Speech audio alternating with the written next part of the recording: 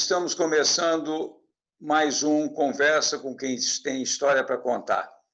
Conforme dito anteriormente, essa foi uma ideia de compartilhar com você que está me vendo e ouvindo nesse momento. Eu nem sei quando é que vai ser esse momento. Isso, na realidade, está sendo gravado no dia 2 de outubro de 2020, às 17 horas e 25 minutos, horário de Brasília. Mas quando isso vai chegar ao seu aparelho, quem sabe, não é? Mas a ideia é conversar com pessoas que eu tenho admiração pela maneira como estão no mundo, como se colocam no mundo, como se colocaram eventualmente em algum momento da minha vida, como se colocam no decorrer das suas respectivas vidas. Hoje eu vou conversar com Rogério Studart. Rogério, que eu conheci em algum momento, abril, maio de 1989. Eu não consigo precisar muito, Rogério, mas eu me lembro muito bem ter sido na Gordon Road, em Clapham North, em Londres. Ambos doutorandos, você na London University e eu em Birkbeck. E eu me lembro de você muito jovem, muito irrequieto, e tendo um diferencial bastante marcante com relação a praticamente todos nós, porque você era orientado por Victoria Schick. Sem dúvida alguma, àquela altura, uma das maiores autoridades no keynesianismo, no pós-keynesianismo, seja lá o que for, e num momento que realmente era, sem dúvida alguma, muito conturbado para todo e qualquer pensamento que não fosse o pensamento único dos neoclássicos e daquela coisa que depois se transformou em consenso de Washington. Então, meu amigo, a minha primeira pergunta é: você trilhou um caminho acadêmico muito competente com essa orientadora. Você já era, de uma certa forma, o aluno preferido do Cardim, depois se tornou um colega preferido do Cardim, mas em algum momento você desviou da sua rota acadêmica. Como é que foi isso, Rogério? Olha, eu primeiro quero dizer o seguinte: a lembrança que eu tenho de você, Arlindo, é muito interessante, porque foi muito marcante ter te conhecido, né? Eu já te conhecia de nome, né? Eu acho que já falei isso com você, né? Eu já te conhecia de nome pela sua militância, e por algumas pessoas já tinham me falado. Eu me lembro que quando você chegou lá em Londres, quando eu te conheci, né, uma das coisas que eu me impressionava era a rapidez com que você tratava de temas com profundidade, e tinha que ser rápido mesmo, porque você tinha aquela filharada, né, e você é um pai muito dedicado, e ao mesmo tempo que você desenvolvia, você estudava, você falava. Eu me lembro, a imagem que vem na minha cabeça, Arlindo, é você falando das coisas mais interessantes que eu poderia escutar naquele momento, né, ao mesmo tempo que você cozinhava, falava para as crianças não assistir tanto televisão. Era uma construção construtiva, para não utilizar a expressão do Schumpeter, mas aquela caótica que me impressionou muito, né? E talvez eu quisesse, naquele momento, passar a mesma imagem para você, né, que na minha ânsia do momento da juventude, e queria sempre mostrar para as pessoas que se admira que você também se qualifica para a conversa, né? Então é isso, a primeira coisa que eu tenho que fazer. Se eu for começar a falar como é que eu te conheci e depois como eu comecei a admirar você, a gente vai passar o tempo inteiro falando sobre isso. Eu não vou te responder pergunta nenhuma, né? Você sabe disso, né? É uma relação de admiração, de carinho, de amor que perdura, né? Mas vamos voltar à pergunta, né? Eu hoje não sei se eu quis ser acadêmico ou qualquer outra coisa. Quando eu fiz economia, foi um pouco por acaso. Quando eu fiz o vestibular, eu não sabia o que eu queria fazer, né? Um amigo meu, por quem admirava muito, queria fazer direito porque queria ser diplomata. Eu gostava dessa ideia de ter uma carreira internacional e entrei para o direito. Comecei a fazer direito na UERJ. Ao fazer direito, eu comecei a ficar insatisfeito com o direito, né, por difíceis, mas fui um bom aluno de direito e comecei a fazer economia ao mesmo tempo. Aí eu realmente me apaixonei. Me apaixonei pela economia, mas pela capacidade que a economia me ofereceu de organizar ideias e de apresentar ideias. Mais do que uma ciência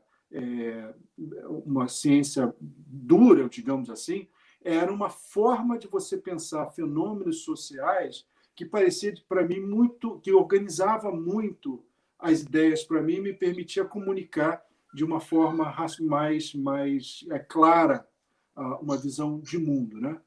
E aí eu comecei a trabalhar em um banco, né? Foi uma necessidade, inclusive, mas eu devo dizer que foi uma necessidade. Trabalhei num banco como analista de crédito. Eu comecei minha formação inicial foi analista de crédito. Eu fui concursado de um banco, né? E num concurso muito competitivo, entrei para esse banco e aconteceu um mistério, porque eu também gostei de ser analista de crédito, né? Adorei aquilo e fui muito bem porque eu gostei. Até hoje eu abro os jornais e vejo um balanço de empresas, eu consigo ler e consigo analisar, né? Mas eu tinha, na época, eu achava, né, e isso que uma coisa que sempre me perseguiu, sempre teve comigo, eu sempre fui muito progressista, né? E achava que era incompatível, na minha juventude, incompatível ser banqueiro e ser revolucionário, né? E decidi que eu tinha que seguir caminho, né? E seguir caminho, a minha decisão foi entrar para a academia, né? Entrei para a academia no mestrado, e é a mais interessante, mais uma coincidência, eu conheci meu orientador por um acaso, né? Eu não era pós-keynesiano, eu era heterodoxo, mas tinha uma visão progressista de economia, e ele me apresentou o pós-keynesianismo, que foi libertador para mim. Por quê? Porque a gente estudava economia de uma forma muito mecânica ou muito determinística, né? Que era um pouco do marxismo ou do keynesianismo, como se ensina hoje em dia em economia. Se você fizer política monetária para cá, vai para lá, se você fizer política fiscal, vai para o lado, né? O que ele me mostrou foi um Keynes que dizia o seguinte: olha, a economia é uma construção. As medidas que você tomar agora podem determinar a trajetória do futuro. Então, isso caiu como uma luva. Quer dizer, eu comecei a entender o Keynes como uma plataforma para pensar de forma organizada, né, políticas que vão construir o futuro.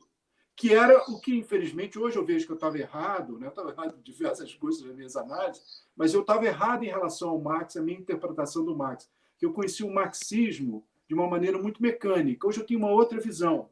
E conheci o keynesianismo de uma forma muito mecânica. O pós-keynesianismo me ofereceu essa possibilidade de pensar o futuro, que é o que sempre me encantou e sempre me emocionou em qualquer atividade que eu fiz, pensar o futuro. E o futuro para o bem, né? Para o bem além dos indivíduos, da coletividade. Isso sempre me marcou e continua até hoje. Me chame de utópicos, mas não de inconsistente. Mas aí, Rogério, tem uma coisa da sua formação, né? Você, ao longo, não sei se quando você estava trabalhando no banco, quando você fazia direito, ou se era ainda na época que você fazia curso colegial, segundo grau, mas você teve também uma militância em termos de direitos humanos, você foi um militante da causa do Betinho, né? do Fome Zero, ou seja, você tinha uma necessidade de estar no mundo solidário com os seus semelhantes, e principalmente os seus semelhantes menos providos. E, pelo que eu entendo, e você vai me corrigir, isso não era, sob hipótese alguma, determinado ou condicionado por uma filiação religiosa. É isso mesmo? Lindo, você fez uma pergunta que eu não sei. Hoje em dia eu já diria completamente diverso. Eu acho que eu sempre fui espiritualizado, apesar de ter crescido ateu. É uma conversa longa, né? É uma conversa longa que a gente poderia ter. Mas é o seguinte, sim, eu fui um dos fundadores da Anistia Internacional no Brasil, né? Muito garoto. Eu fui o primeiro representante do Brasil numa reunião da Anistia Internacional. Inclusive, eu te contei que quando eu cheguei na reunião, que foi em Rimini, em Rimini, na Itália, né, estava todo mundo esperando uma placa, o senhor estuda? Eu cheguei lá e falei assim, olha, estou aqui. Ele falou assim, mas você veio com seu pai? Não, sou eu.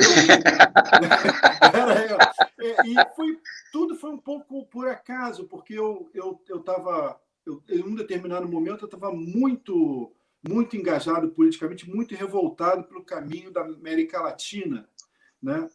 Da possibilidade de invasão dos Estados Unidos na Nicarágua, até que um adepto da ideologia da libertação, né? um grande figura, que agora, eu não sei se foi o Boff que falou isso para mim, alguém falou para mim, assim, olha, você não tem cara de quem vai para a luta armada ou qualquer coisa assim lá na Nicarágua, mas você pode construir uma coisa aqui, né?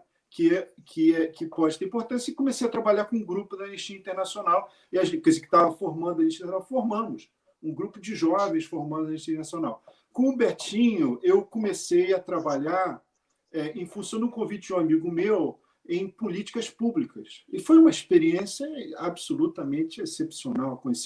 Conhecer o Betinho e a visão dele, a entrega dele, a visão coletiva, marcou muito.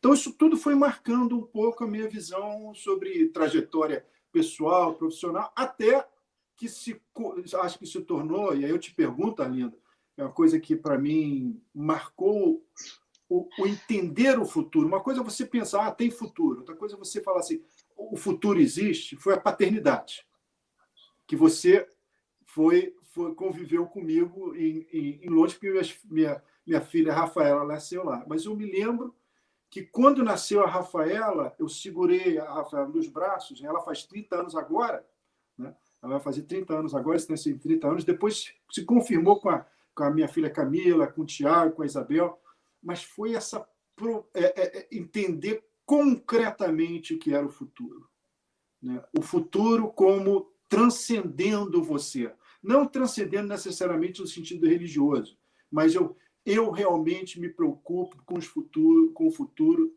das gerações, né? Não só da minha, mas das futuras gerações. Isso, para mim, foi fundamental. Não sei se foi o teu caso, né?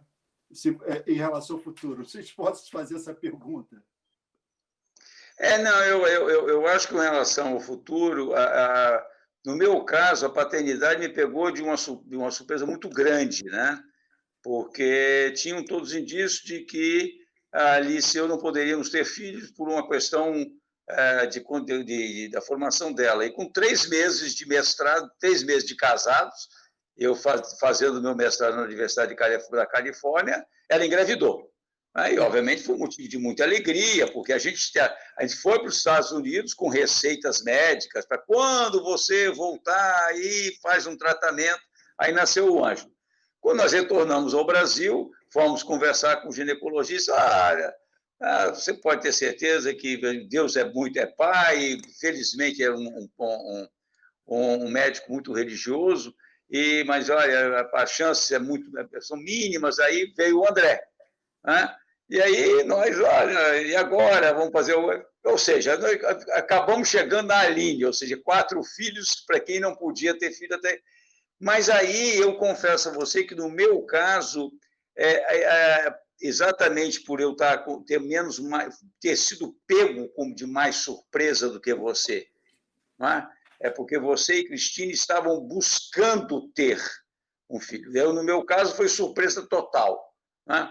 Então, eu não tive essa sua sensação. Agora, é óbvio que a paternidade nos traz essa responsabilidade concreta de que eu sou, no máximo, gestor do que está aí. E tenho que tomar conta muito bem, cuidar muito bem, né? De tal forma que eu possa passar para gerações posteriores, da qual fazem parte meus filhos, fazem parte essas pessoas queridas que nos cercam. Né? Quer dizer, para mim, hoje não são mais os 4 filhos, não são também os 4 netos. Eu também estou me referindo aí a toda a Rafaela, ao Tiago, aos seus filhos, aos filhos dos amigos, àqueles com quem nós não convivemos, né? Sequer conhecemos, são abstrações, mas que são concretas para nós, né? E aí eu vou para uma pergunta para você, Rogério, que é o seguinte: você, com este passado, com este compromisso, inclusive com uma vertente acadêmica que busca pensar e agir para um futuro melhor no campo econômico, você sai da academia e vai para uma vivência e uma convivência razoavelmente distintas, porque você foi para multilaterais, ou seja, para organizações que eram, obviamente, muito controladas politicamente pelos países mais poderosos, mas que tinham associados os mais diferentes possíveis. Você vai primeiro para Genebra, depois você vem para Santiago do Chile, depois você vai para Washington, onde você está. Como é que é essa transição, Rogério? Como é que foi essa convivência, não é, de uma pessoa absolutamente progressista, absolutamente comprometido com o futuro melhor para a maioria das pessoas, né? Tendo uma bagagem teórica sólida que indicava caminhos outros, você ir conviver em organizações que rezavam pela cartilha do Consenso de Washington. Como é que foi isso? Olha, uma boa pergunta, Arlindo. Primeiramente, a minha ida para as multilaterais não foi tema tão pensado como eu quero fazer só uma observação em relação ao que você estava dizendo anteriormente. Quer dizer, eu falei da paternidade porque eu comecei a ter um compromisso muito grande em pensar, já me imaginando políticas de construção. Não me interessava mais as discussões teóricas, abstratas, que ainda me interessa ler, mas sempre me interessou atuar em trabalhos voltados a fazer políticas que construam o futuro. E eu estou nessa ainda até hoje, dessa não saí. Foi engraçado porque o meu orientador, Cardim, que eu perdi há alguns anos, né, há 2 anos, né, que realmente foi um cara muito importante para mim, o Cardim ele queria que eu fosse um scholar. Ele achava que eu tinha essa tendência. Mas eu não conseguia me encaixar nisso. Eu queria fazer política econômica e política de desenvolvimento.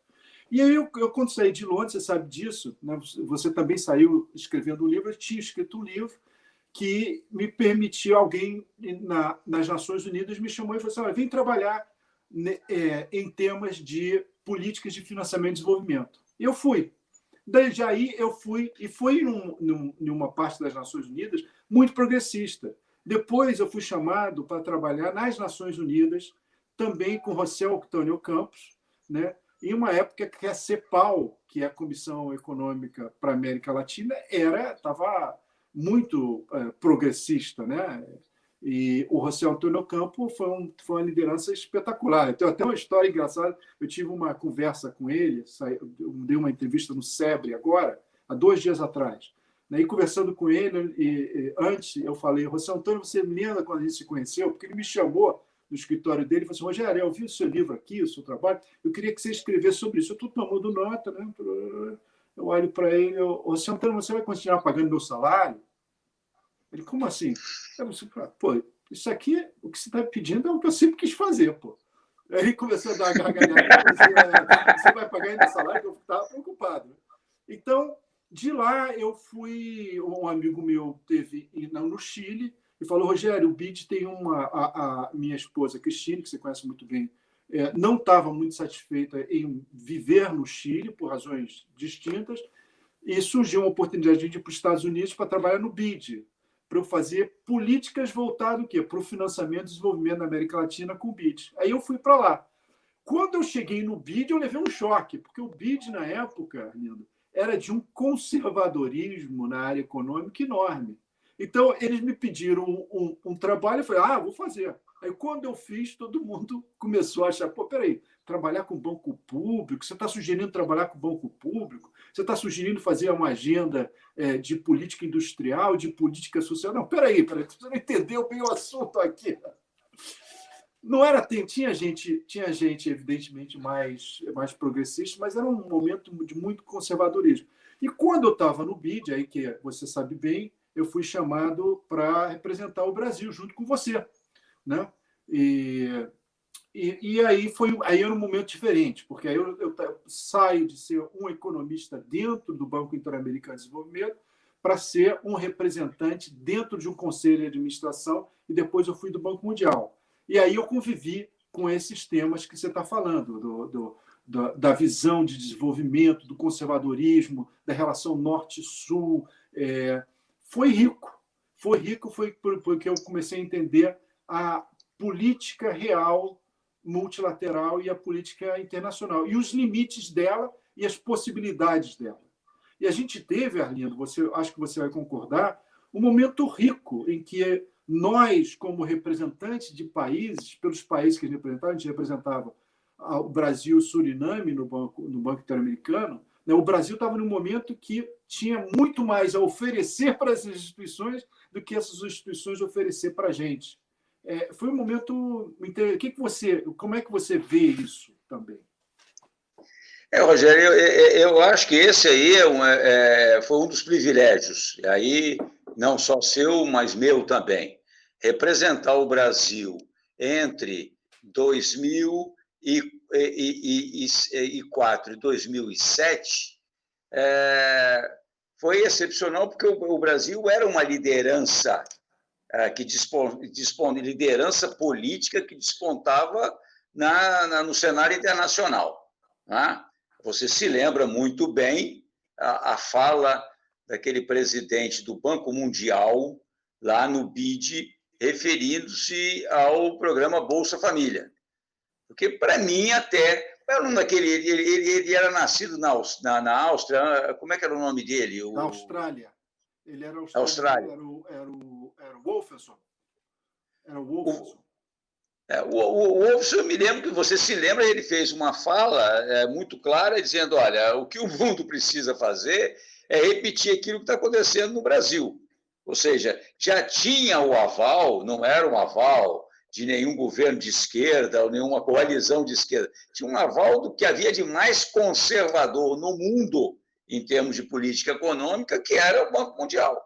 Então, aquilo que se fazia no Brasil, né, principalmente aquilo que se fazia no Brasil em termos não só do combate geracional da pobreza, mas principalmente o intergeracional, né? Porque quando você alimenta e, ao mesmo tempo, você dá educação, dá saúde, você quebra com o ciclo vicioso da pobreza. Filho de pobre, pobre será. Né? Agora, eu realmente acho, e é uma coisa que eu gostaria de que você elaborasse mais, porque aquele foi um momento singular. Eu não acredito que nenhum daqueles que nos antecederam na cadeira do Brasil e do Suriname e aqueles que nos sucederam na cadeira do Brasil e do Suriname tiveram a oportunidade que nós tivemos. Né? Você se lembra muito bem que em 2 oportunidades tivemos que sair alternadamente de Washington e vimos ao Brasil tentar convencer o BNDES a pegar dinheiro do Banco Interamericano, depois o programa Bolsa Família pegar dinheiro do Banco Interamericano, porque senão o BID não fecharia o ano com uma carteira de empréstimo semelhante do ano anterior. Você se lembra disso? Eu me lembro, isso aí, Arlindo, eu comprovo, quer dizer, depois que em 2007 a 2014 eu estava no Banco Mundial. Aí essa experiência foi colocada a nível global, né? O Brasil realmente tinha muito a contribuir, queria contribuir, não só na substância, mas inclusive na governança. O Brasil, Arlindo, trabalhou pela governança multilateral no BID, e no Banco Mundial, Arlindo, eu tive a honra de lançar o primeiro candidato latino-americano para a presidência do Banco Mundial. A gente estava discutindo, a gente liderava, o país liderava o G20, liderava a BRICS, liderava a discussão de governança, liderava alguns exemplos, tinha uma relação absolutamente rica com os parceiros do Norte e do Sul. Foi realmente um privilégio. Rogério, vamos dar uma pequena parada para a gente fechar o primeiro bloco. A gente volta já já, tá bom? Tá bom.